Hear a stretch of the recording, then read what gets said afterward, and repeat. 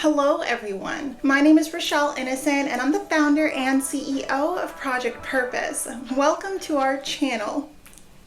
Our community is focused on fostering the intellectual and character development in children. We do this through our parent-child workshops that are focused on 4 themes: autonomy, self-efficacy, compassion, and self-concept, in order to cultivate grit, perseverance, and resilience in each child. And we are so thrilled to be offering one of the first of its kind digital, virtual, and continuous learning environments, enabling parents and children to connect from all around the world. At Project Purpose, our overarching mandate is to renew and rebuild family, community, and relationships. Our different social media platforms provide us with an opportunity to have discussions and to create space for all topics that relate to family, community, and relationships with ourselves as well as with others, with a primary focus on mental health and education. More precisely, the ways that the institutions of mental health and education play a role and have played a role in our societies at large. These discussions and debates provide us with an opportunity to think critically about what needs to change within these structures for us to live up to our bold slogan: support, protect, and empower each child through youth-focused development, better known as leadership in juvenescence. We recognize that in valuing our children's leadership potential, this also translates as recreating and co-creating environments, both socially and politically, that will enable our children to thrive. For those of you who are particularly keen on the topic, we also write thought pieces every other Monday. We actually just dropped the thought piece this past Monday, so definitely be sure to meander over to the website and check out our online content. Now, as is the convention, I am going to ask that you subscribe. Join our community of game changers. We do have a lot of people watching, but not a lot of people subscribe. I'm not great at growth strategies, so if you do enjoy this video and by the end you're still here, then definitely subscribe, leave us a like, and thank you so much for your time. Let's get into it.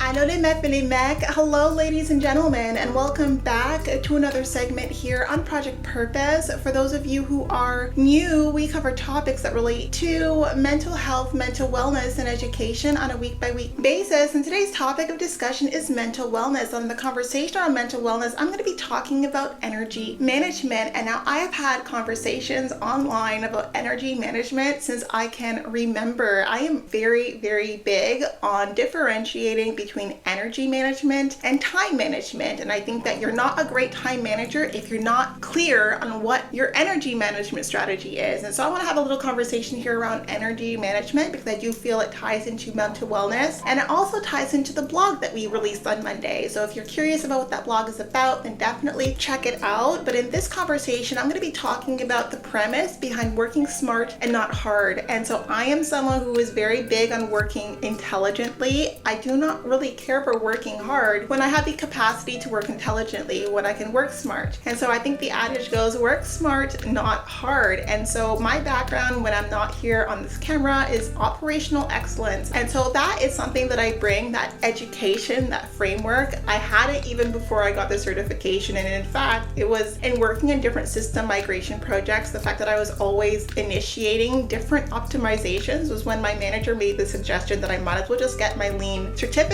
because I definitely had like a lean mindset. And that only means is I like to work the most optimized way possible. My brain is always looking for efficiencies. It's always looking to decrease deviation. I like for work to be as uniform and as consistent and as predictable as possible. And so because those were the reflexes that were showing up in the ways that I was managing the projects, even when I first started working, it was the reason why I decided to go ahead and get my Lean Six Sigma. And so the Lean Six Sigma is really the basis, the foundation of a lot of agile methodologies and a lot of project management strategies, but I am very much a traditionalist by way of Lean Six Sigma. I believe in the philosophies of both schools of thought by way of project management and optimization and efficiency. And so when you think about optimization and efficiency outside of the lens of work and productivity, we think about how we optimize the 8 hours in a day that we have. And the way that we optimize it is first by recognizing our own energy stores and our energy differentiation differentiates for each person. All of us have an energy profile, and while I am typically high energy, when I tell you that I'm high strung, it means I have a lot of energy to spare throughout the day. I am the most energetic when I first wake up. I am definitely a morning person, and because I know that I'm a morning person, I fit as much as I can in the morning so that I'm not exercising will, that I'm not needing to concentrate, I'm not needing to put more focus to get things done accurately. And so the way that I do that is tasks that involve thinking, that involve problem solving, that involve troubleshooting, I like to do first thing in the morning. So sometimes when you start your workday, you start by going through emails and kind of doing work that you can do very easily without thinking too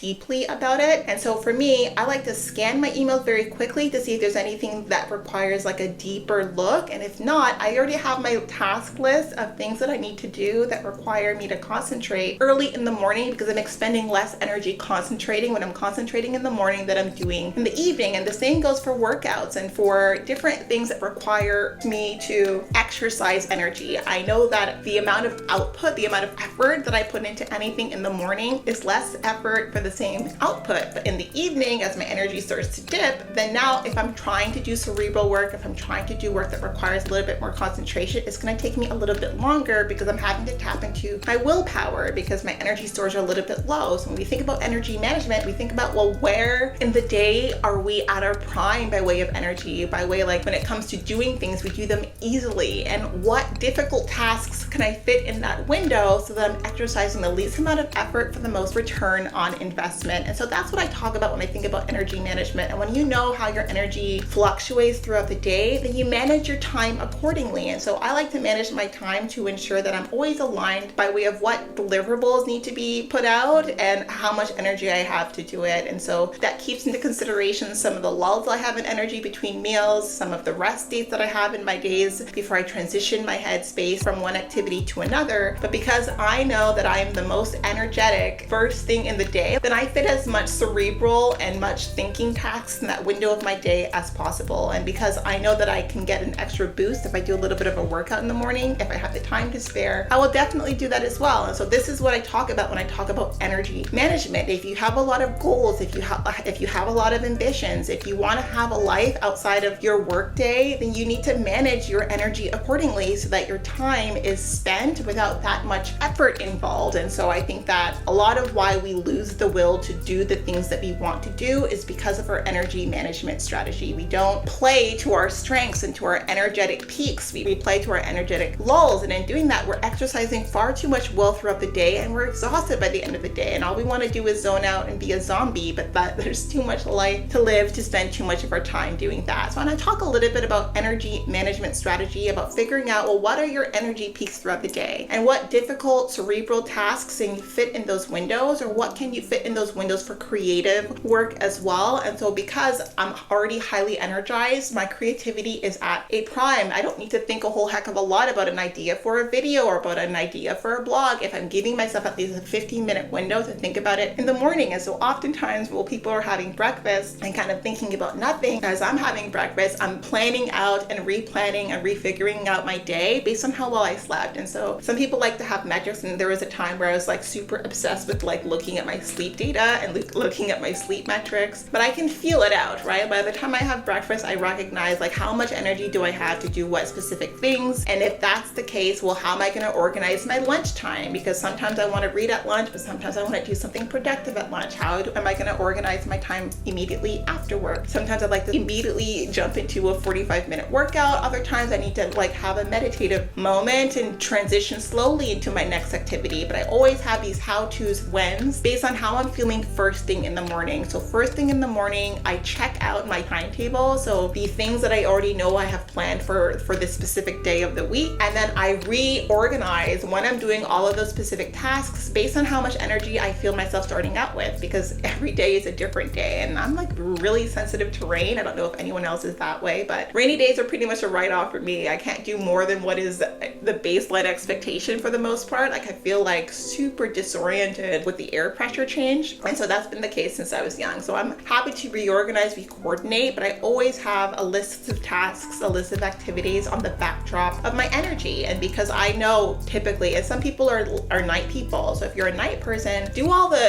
easy to do tasks that require not a whole lot of concentration, not a whole lot of energy in the morning when you're still feeling a little bit foggy. And then as the afternoon approaches and your energy peaks starts to rise, then start to fill in some of those complex tasks, some of those high creativity, high focus, concentration tasks. And that's how you fit in as much as you want during the day. And so I feel fulfilled at the end of most of my days, right? Like maybe 90% of my days in a month, I feel pretty fulfilled because I'm able to accomplish the things that I typically have in place for that day. Now, sometimes I have catch up. And so for catch up, I need like extra energy stores to do any catch up work. And so even now I'm thinking about some of the catch up work that I have in the back of my mind because I put things off for way too long. And I'm like, well, what energy placement, like where can I think about having a boost of energy that I don't already have reserved for other things that I can put towards this catch up task? And so that's work that I'm thinking about, that I'm doing now. And all of this involves discipline as well. Like you need to be really disciplined about your energy, and you need to be really cognizant of the value of your time and the value of your energy. And when you value your time and your energy, you're not going to waste it frivolously. You need your energy to build your dreams, to do the things that you want, to align yourself to the career trajectory that you want. And if I'm in a place where I find that alignment in my career, I find that alignment in my energy,